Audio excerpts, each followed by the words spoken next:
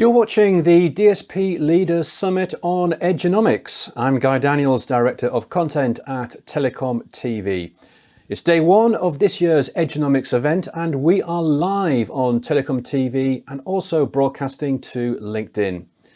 Today's new content is now available to watch on demand here on TelecomTV and will be added to our Edge channel on the website. Hopefully you've had time to watch the panel discussion on Edge investment strategies and are now keen to get involved. Well, this is your chance. We are hosting a Q&A program with our panelists at the close of each day, as we do with all our monthly summits. So we're live and we're waiting to hear from you. There's a form on the website for you to use, and that will get your questions directly to us. Now, I'm joined once again by my partner in crime, Ray Maistre, Editorial Director at TelecomTV. Good afternoon, Ray. Ready to make your way to the Edge? Well, Guy, I think I tipped over it quite some time ago. But of course, you know, this is one of the real key topics in the industry right now. And in fact, one of the hottest topics. Only in the past few days, there's been lots of really major announcements from some of the biggest names in the industry around edge computing strategies, about involvement in private network rollouts and combinations and partnerships. So this is a really key area as 5G strategies start to move into the next step. So this is a great time to be doing the summit. It absolutely is. You're absolutely right there.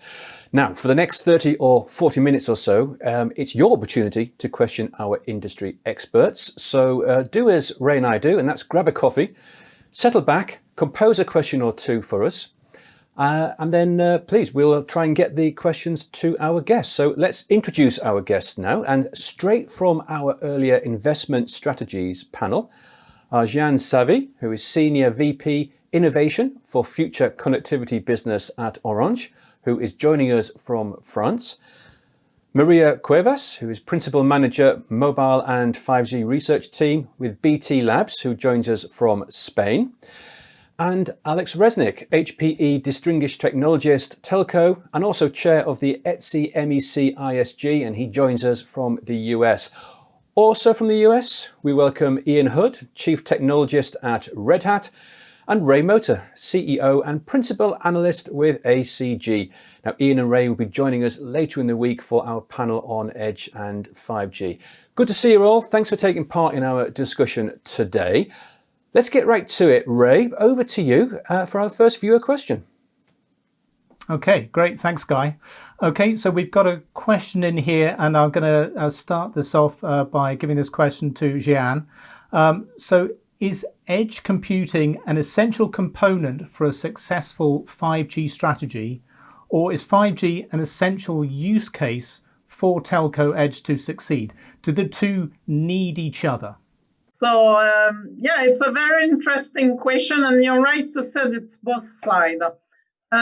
So if we start from the edge computing business, the one that we are willing to sell to enterprises for their benefit, of course, and to the wholesale market, then it's key to come back to the promise. The promise is the ability to manage real-time your data, and especially if you have huge volume of data.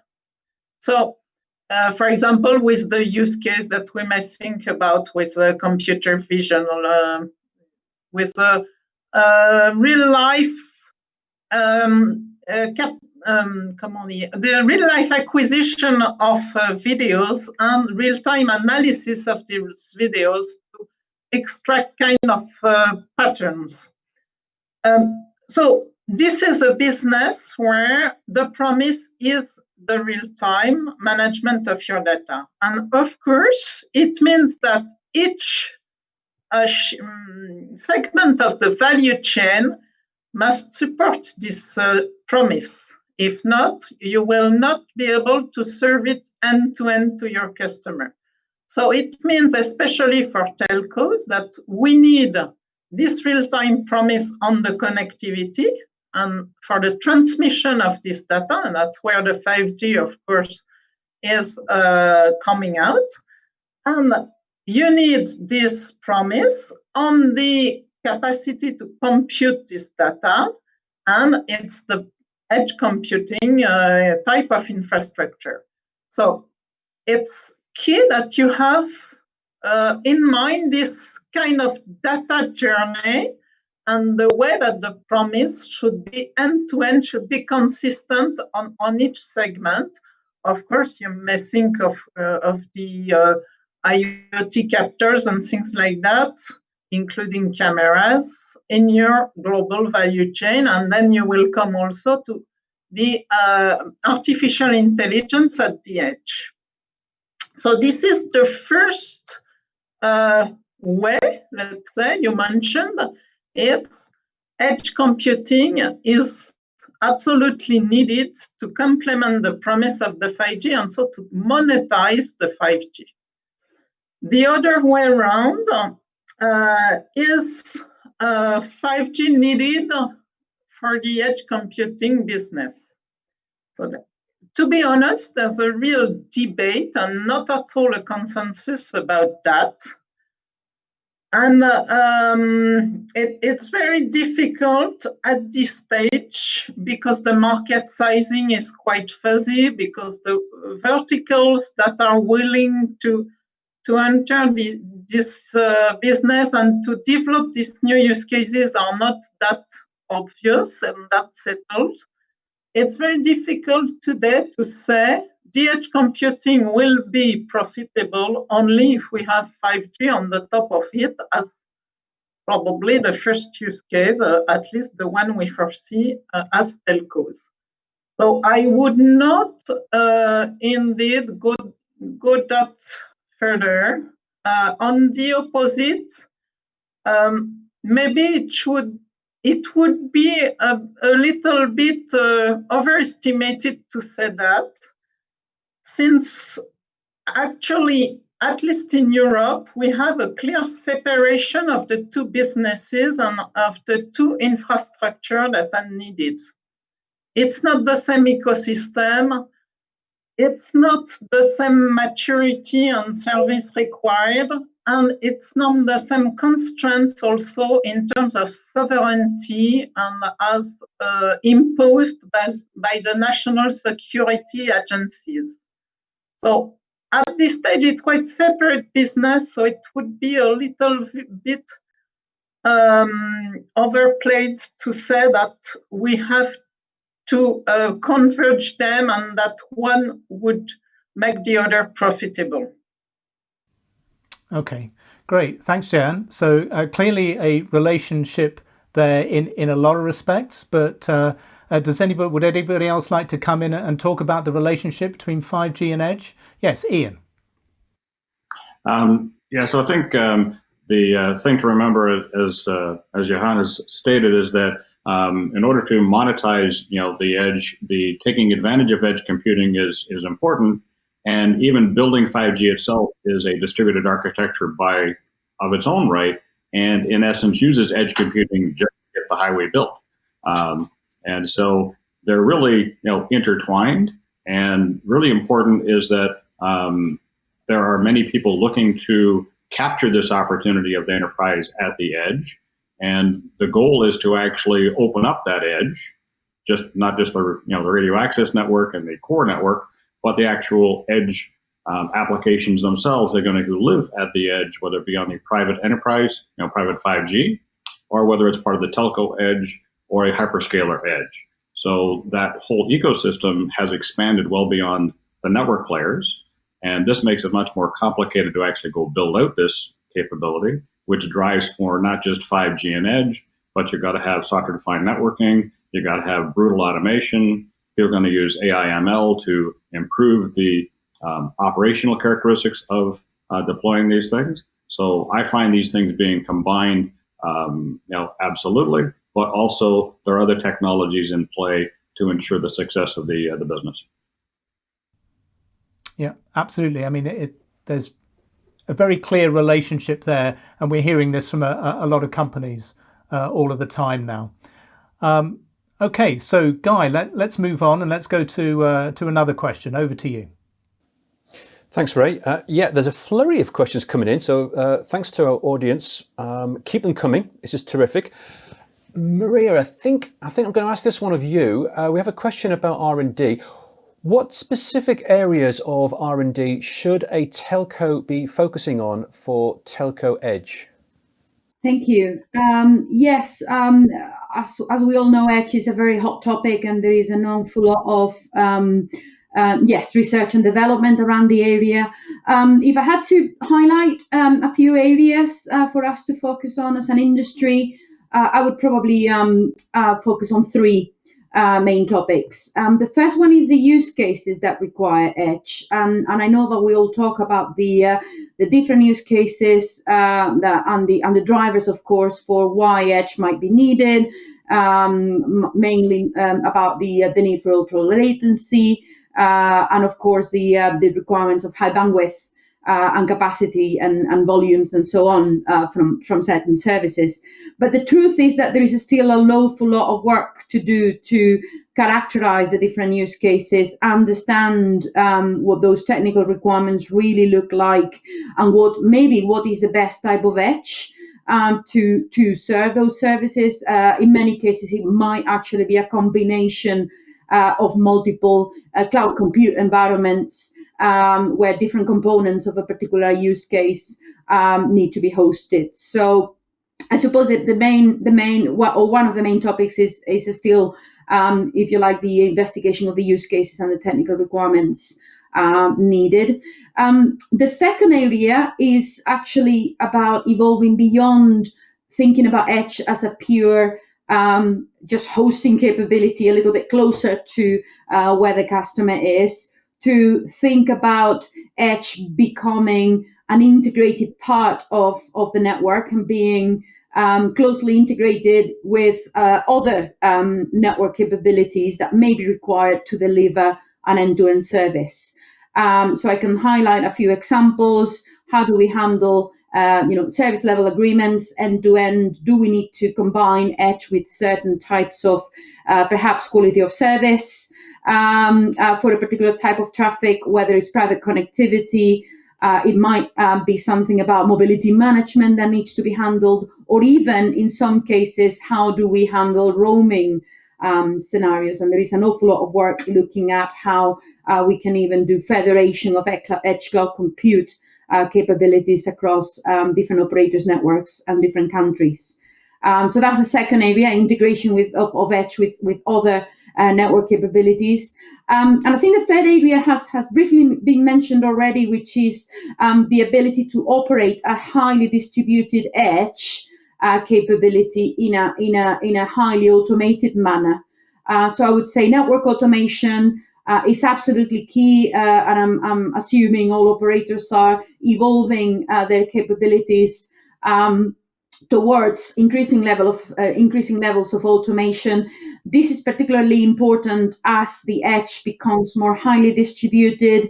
That capacity needs to be remotely managed. It needs to be, as I said, embedded into other capabilities that need to be managed very carefully to optimize use of the capacity available. And of course, scaled up and down, I suppose, usage of Edge, depending on the needs of a particular service or a particular customer. So I would say network automation is probably the third key area that we need to continue to explore. Thanks for those insights, Maria. So use cases, integration, network automation, that's great. And Ray Moto, I think you've got some thoughts on this as well. Yeah, I just wanted to add to it that it's important to understand a few factors, because I think she's right about understanding the proper use cases. But when you do those use cases, you have to make a determination, number one, about what's going to be driving demand versus what's going to be driving revenue. And in those architectural build outs and scenario, you need to build proper scenarios of the different use cases to understand what your priorities are, right? So that you understand what's latency versus what's the impact on cash flow. So as you build these, you need to do some simulations with the different architectures and create to see which is best and better aligned with your organization so that not only you're making a use case, right? You're not just doing it for technology's sake, you're doing it because it moves the needle. And that's what I wanted to add to it. Yeah. Great. Thanks, Ray. Oh, Jean, you want to come in as well? Yes, indeed. I confirm this view. I believe we in Orange believe that it's the key point. We will be in a kind of vertical business, and so we have to identify the verticals and the use cases on which we may find profitability. But what I want to emphasize here is that what is really tricky is to understand what is the good trade-off between your deployment at the edge and extra cost, of course, overhead the cost you occur, versus the new use cases you are able to serve. And when I say new use cases, it's indeed the ones that are not possible to serve today with 4G or with fiber, because most of the use cases you have them in terms of usage in a fixed configuration, in a fixed usage. So it's very difficult at this stage, and that's where co-innovation is probably the key success factor.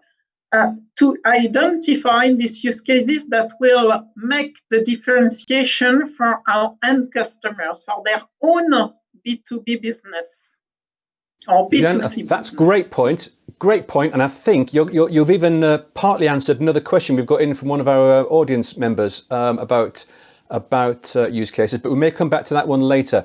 Ray, let's move on to other questions, shall we? Yeah, no, absolutely. Thanks, Guy. And some great points there in those last answers. Of course, this is the Edgenomics Summit, and it's all about the money as well as the technology. So good to see that addressed there. So we've got a question in now in terms of developing strategies and potential use cases about the role that industry bodies might play in helping the industry to decide what are those best strategies and which groups are providing good guidance to companies in the industry. So Ray Mota, if I could come to you with this one, are there any industry bodies that are developing good blueprints or good ideas that for the telcos or even for the application developers?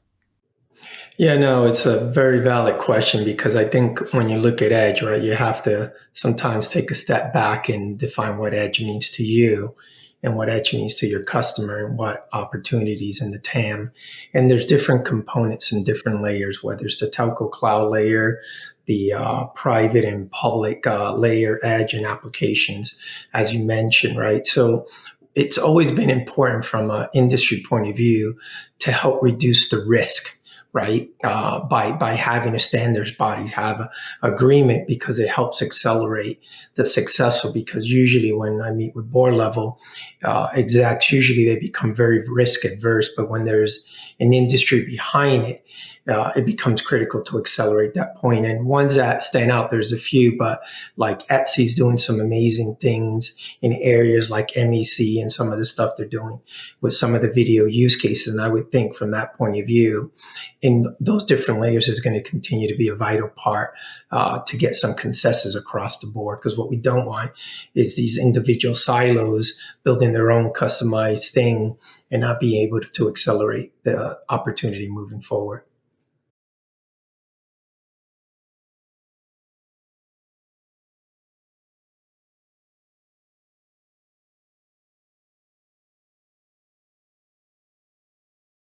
Well, of course, the best by far is Etsy Mac, but and I want to thank Ray Mota for his compliment there. But to take a perhaps more unbiased view, I think you need to look at multiple industry groups and multiple industry bodies so in my view, it's a kind of a process from a standards group to open source communities to industry bodies that address particular industry segments.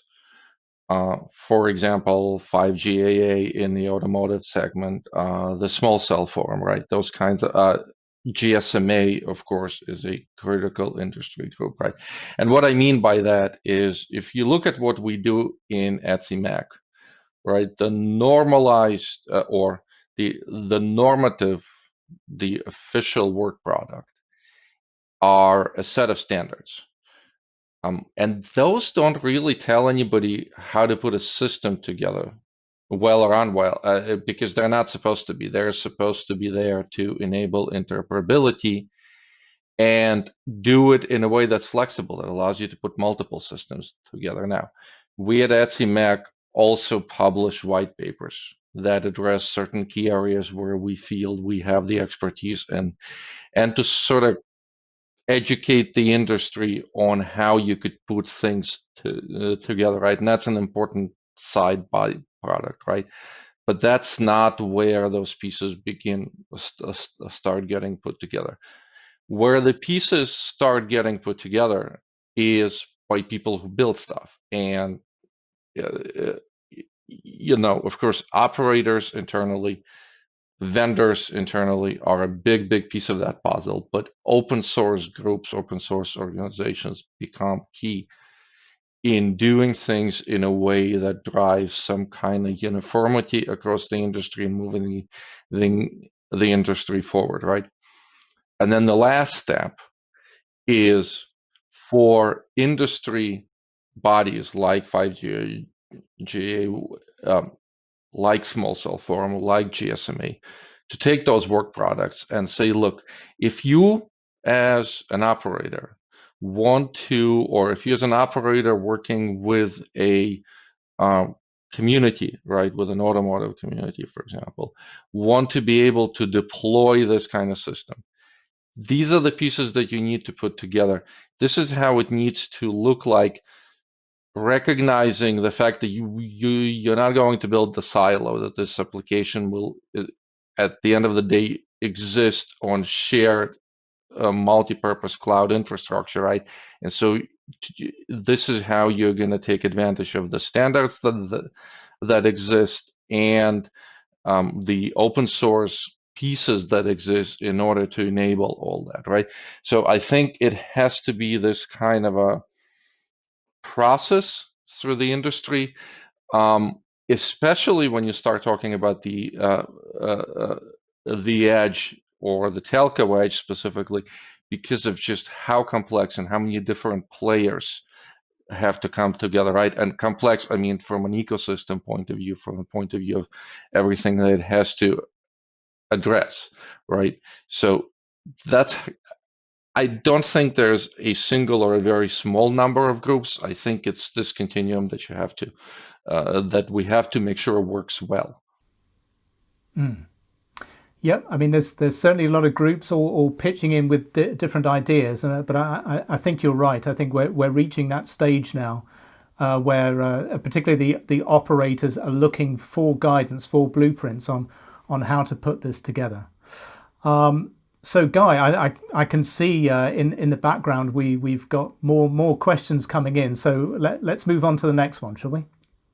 Yeah, thanks, Ray. We're getting a lot of questions coming in. That's terrific. Ian, I think this one could well be for you.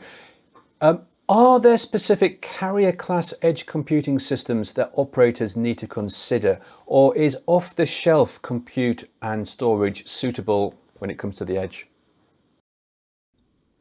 Interesting question on carrier class technologies, if you will. That's been a way of the world for telecommunications for quite some time. Or we had to build that into the system, and it's really more about building a secure, reliable, highly available end-to-end system. And now we can take advantage of off-the-shelf compute technologies, but we still got to design the system in such a way that you meet actually even better than what is carrier class in today's world, because the new world is such that it's a let's spin things down in small pieces, not take out the whole system. That's what microservices do for us in containers, but it's an always-on kind of world. Downtime in anybody's business is in the tens of thousands of dollars, and that rolls up very quickly if you have even, what used to be known as, very good numbers at 5 nines, that's still minutes per year, which tends to be a very expensive proposition. So it's really a combination of making sure that the technologies you build and consume are coming from secure supply chain, but as well that you're meeting the design criteria for meeting that high availability and making sure you minimize the outage and downtime if it does occur. Great, thanks, Ian. I do like beyond Carrierclass is something we really ought to be considering. Alex, I'm not sure. Did I see you wanted to come in with a reply to that? Yeah, I was going to say I almost want to say it's more of a difference maybe between a data center cloud class computing and an edge class or compute infrastructure. If you think about these large, huge data centers that especially the big cloud providers have built, and so the mindset that has gotten us when we think about the cloud, what you have are systems which have a huge amount of redundancy.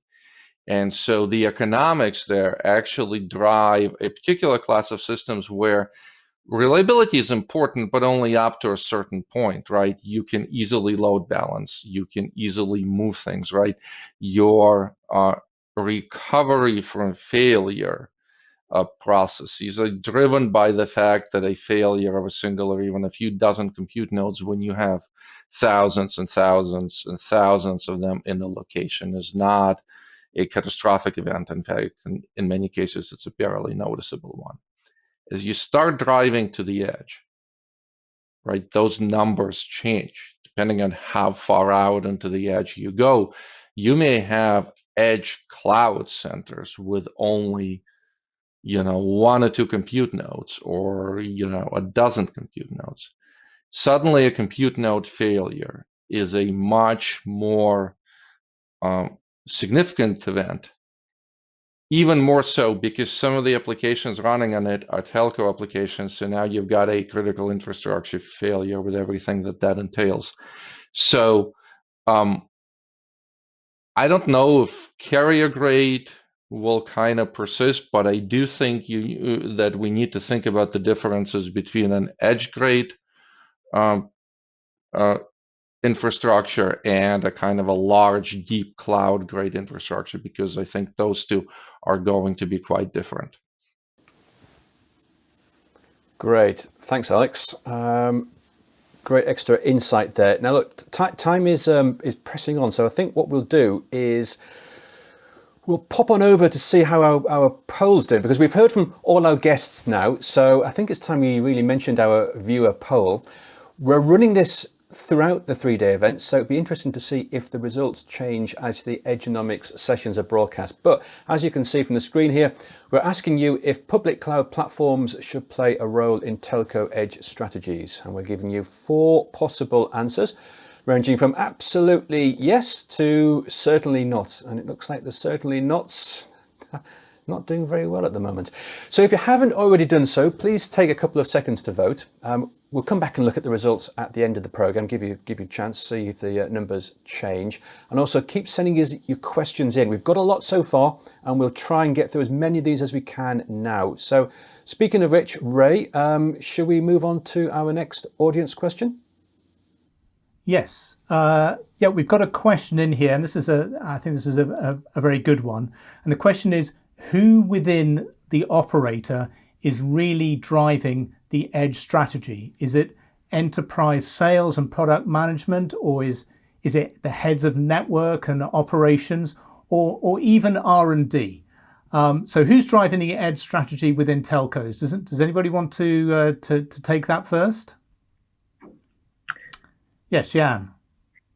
Yeah, maybe from the Orange perspective, it's clearly the business side. And so it's both the B2B business and the wholesale business owners, because we consider we can monetize also on the wholesale market.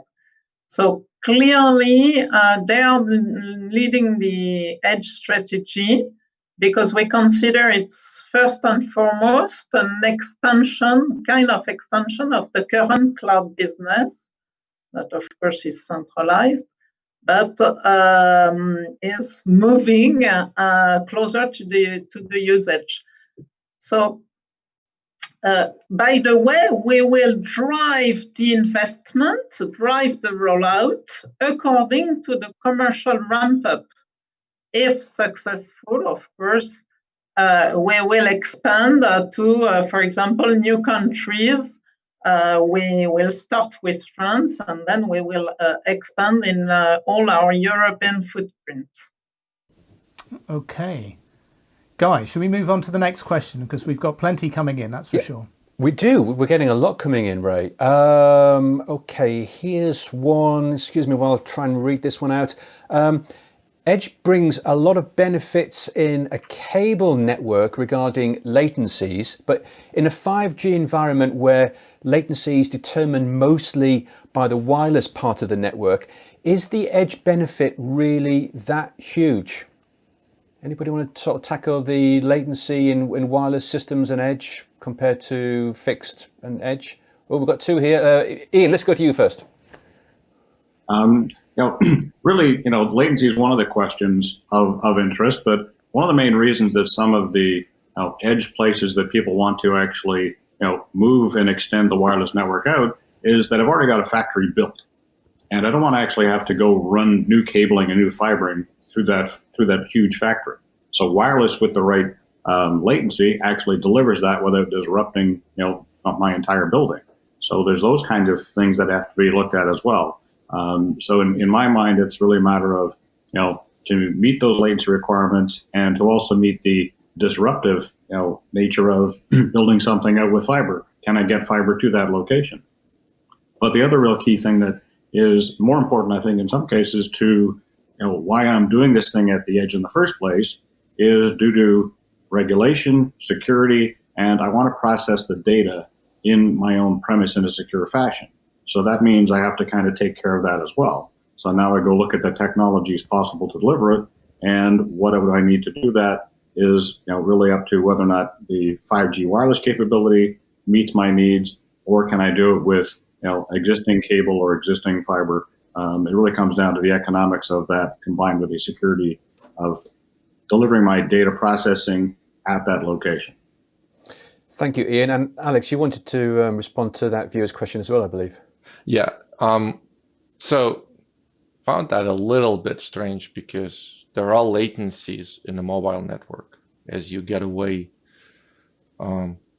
towards the sort of decentralized offices. And as we look to 5G, the 5G air interface can certainly drive low enough latencies to where the latencies on the access fiber, on the mid hole or on the back hole become really the driving constraint.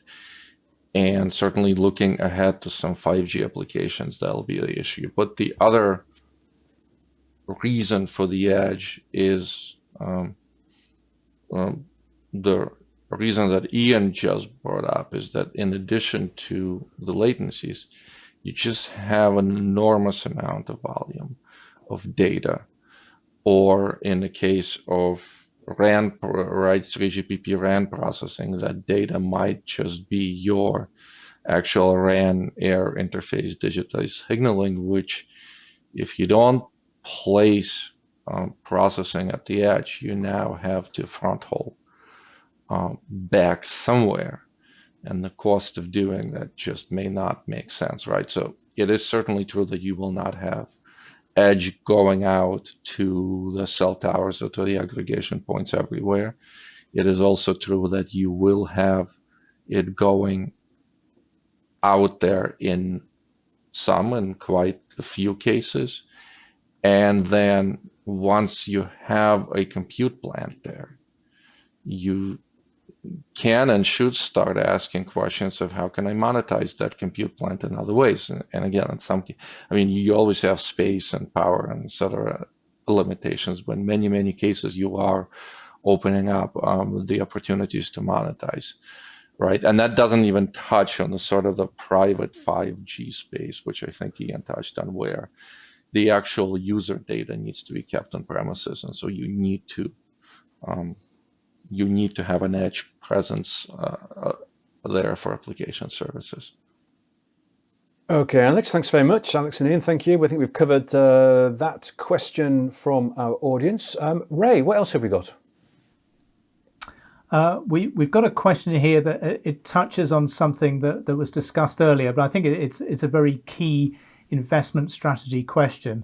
So Maria, if I can come to you with this one. So this question is, do the panelists see Edge as an infrastructure that you invest in ahead of known use cases, and I guess ahead of knowing whether enterprises, I guess, are going to actually, pay for these services? Do you invest ahead of the use cases, or is this one that only gets built for known use cases with absolute known returns on investment? So what's the trade-off here? It's a bit of a chicken and egg situation, isn't it? It kind of is, and I know that there is a lot of debate, I suppose, about the building and they'll come model, and what level of risk and investment are operators or different players in this ecosystem prepared to put up front. I actually think we need to look at the bigger picture, because there are many other reasons why operators need to look at distributing our compute capabilities across our networks. Okay, I think we've discussed, for instance, the move towards open radio architectures. Disaggregation of the radio is actually one area where we're very active on, because we see a lot of benefits in an open architecture for the radio network, especially to introduce new players into the ecosystem, to introduce innovation and even more capabilities into the radio network.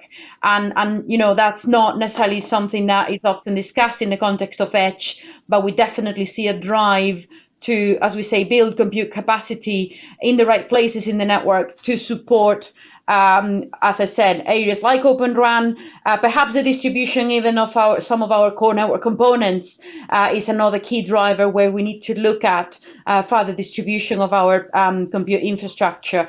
We all know that with 5G, we are evolving our platforms to cloud native architectures, especially with the migration towards 5G SBA. And therefore, again, we need to build infrastructure where it's needed. And there is obviously, as we know, a lot more decoupling of control plane and user plane functions, and a lot more flexibility to allow operators to decide again what is the right place in the network to break out user plane traffic versus deploying control plane applications. So as I said, if we look at the bigger picture, there is a lot more going on in operators' networks that may drive further distribution. And the trick is to actually leverage, I suppose, that investment and looking at the whole architecture from a holistic manner, so that we can also leverage that further distribution to serve future use cases when and if required. Of course, these different operators will make different, I suppose, risk and investment decisions in their own networks.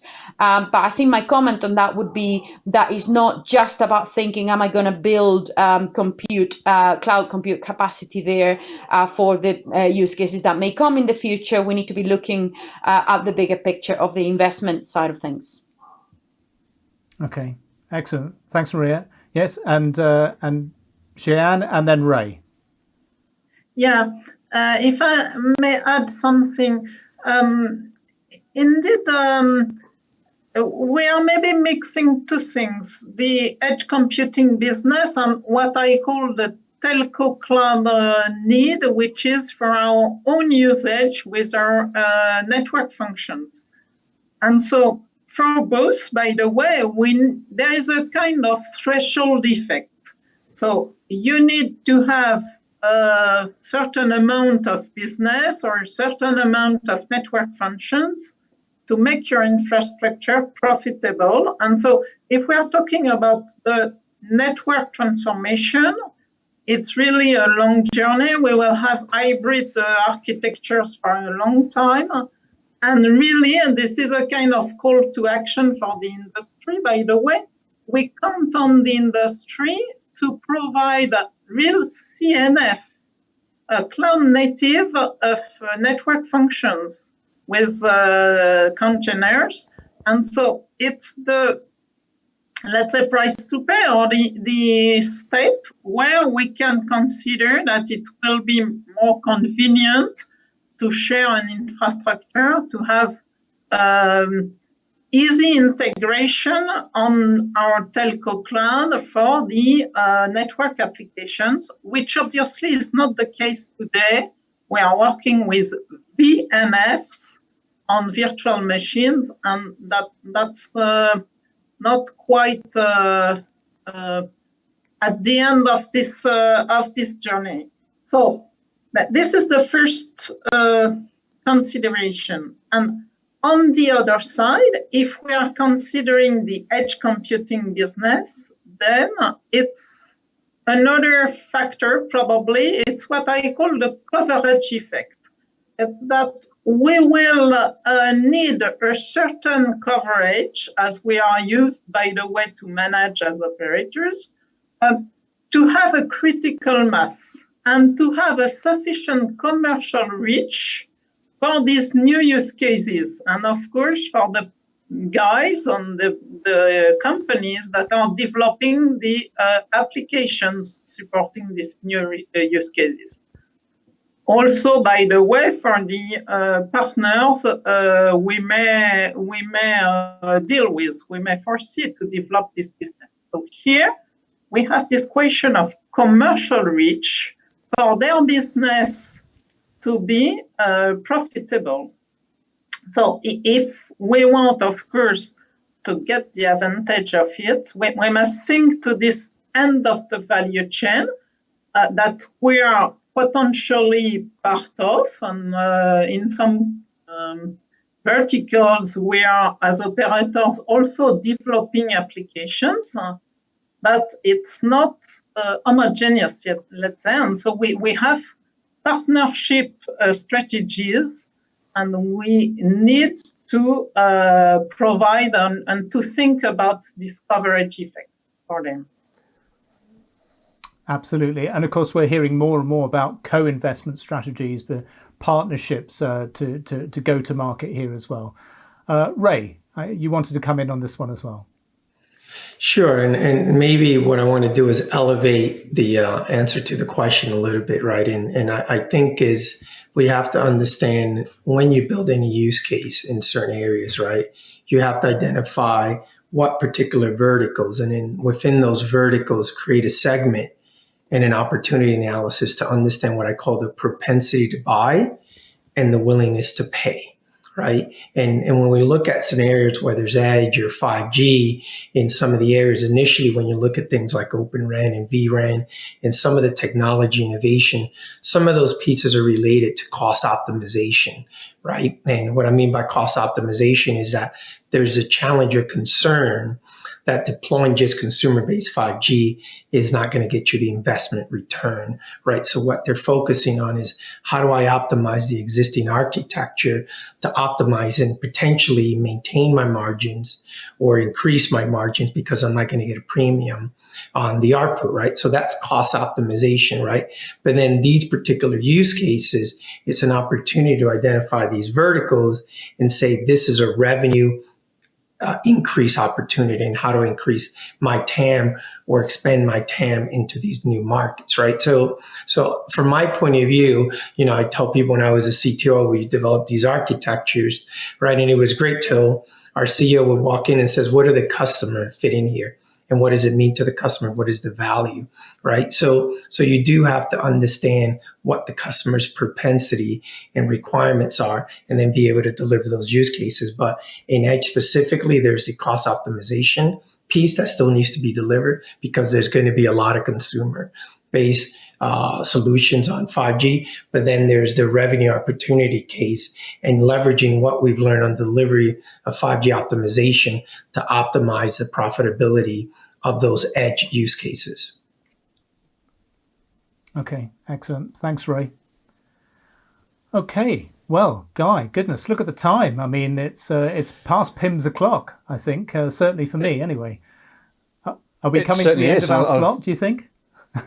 I think we are. The time, looking across at the big clock in the studio corner, is, the red light is flashing away there. But before we wrap things up, we really ought to take a look at the latest polling numbers, because we asked you if public cloud platforms should play a role in telco edge strategies, and we gave you 4 choices. And as you can see, you're all saying basically yes, absolutely is ranking top as far as I can see. If I squint my eyes and look at those little numbers there, 58% so far, and nobody saying that the answer is absolutely not. Well, Ray, you've got better eyesight than I do. What do you make of that?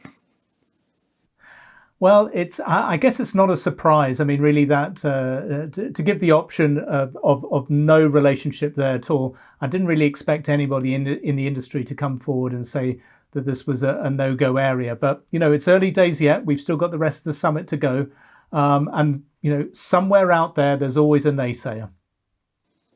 Absolutely right. Thanks, Ray. That is pretty much all the time we have today. A big thank you to all our guests, and also to all of you for watching the program and sending in all your questions. It's been very much appreciated. We'll be back again tomorrow for another live Q&A program. But before then, we have a panel discussion that looks at the developing relationship between telcos and the global hyperscalers. And Ray returns with another executive keynote interview. Plenty of great content still to come. We hope you can join us again tomorrow. But until then, thank you very much for watching, and goodbye.